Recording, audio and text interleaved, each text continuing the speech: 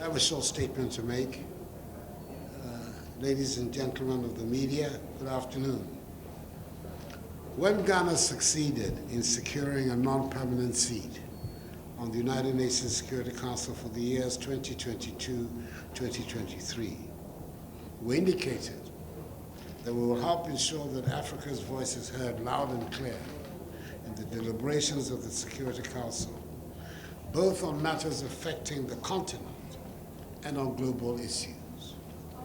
Our presidency of the Council for this month is doing just that, with the focus on countering terrorism and its effects on Africa.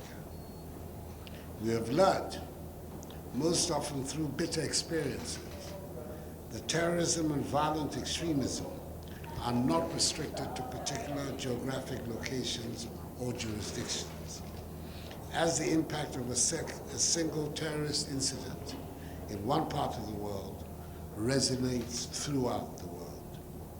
West Africa, particularly the Sahel, in recent times has become a hotbed of terrorist and extremist activities. Widespread poverty and disillusionment amongst youth in the region are not only providing fertile breeding grounds for those who want to cross the Sahara Desert on foot and the Mediterranean Sea in rickety boats in the hope of finding a better future in Europe, but also for a new generation of terrorists. I've come here today to stress on the fact that the shared nature of threats emanating from terrorist and extremist groups in West Africa, in light of the happenings in the world at the moment, demands the enhanced collaboration of all security actors within the region and of the Security Council. I called on the Council to be preemptive rather than reactive in helping to address the underlying causes of instability on the continent and in the Sahel, and thereby help meet the aspirations of our youthful populations who can help our continent to become great and strong. In so saying, I believe current global circumstances demonstrate the urgent need to put back on the global agenda the demand for the reform of the United Nations, especially of the composition and structure and working methods of the Security Council, on the basis of the African Common Position on UN reform, as enunciated in the Azuwini Consensus. I'm hoping for fruitful discussions, conversations, and deliberations on this all-important subject during Ghana's presidency. And I'm encouraged by today's deliberations in the Council on the theme counterterrorism in Africa. I thank you for your attention.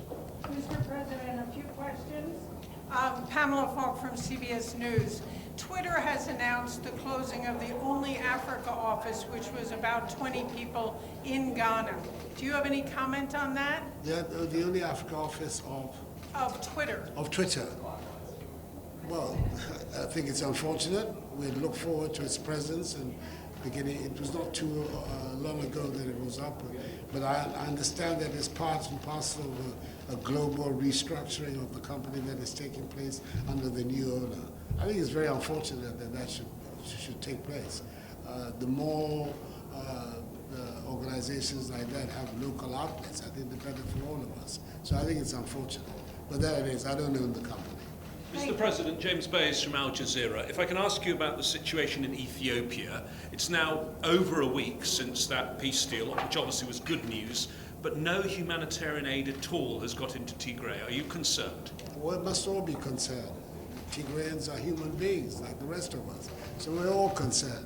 But we are encouraged by the fact that the leaders, General Obasanjo, together with President Uhuru Kenyatta, were able to find means of bringing the two sides together with President Cyril Ramaphosa, to get the peace and the ceasefire. That already is important steps. It's unfortunate that so far the humanitarian assistance has not found the destination that it should. But we continue to work on it, and we will continue to push forward. Mr. President, on your excuse me, President said he's going to answer my question. Yeah, go ahead, please. Go ahead. Thank you. In the Security Council today, members and yourself were looking for new ideas to fight terrorism, especially in West Africa, and for funding. You've just had some private meetings with the UAE and the United States. Have you gotten any commitments, and did you hear any new ideas on fighting terrorism? What I was concerned about today, and continue to be concerned about, is establishing the grounds for better and better coordination of the efforts that all of us are making. That's the key, because funding and all of that, the coordination and the organizational principles on which the funding is going to be used are not there. Funding in itself will not change very much. I think that the most important thing that I've got out of this meeting is a strong consensus that there is a need to enhance the coordination of the counter-terrorist efforts in West Africa and in the Sahel better than it has happened in the past. And that's what we're looking forward to. So I want to thank you all very much. Security Council reform, you mentioned about the fact that Africa is being sidelined or shut out. How are you going to push the Security Council reforms, and what do you think can be done? It's been on the table. The African position has been on the table before the Security Council for a very long time. I know, are you from India? Yes. Yeah, I mean, India too, for instance, also made proposals in the area. There are several proposals on the table. But what is important is to get the General Assembly as well as the Security Council engaged for some kind of mechanism where we can bring all these ideas to the table and see how best we can go forward. When the Security Council was being set up in 1945, we were all colonies in Africa. 54 states. I think only Ethiopia and Liberia of the continent were present in San Francisco. But the vast majority of us were not present. Like you, India, you were not present there too, in San Francisco.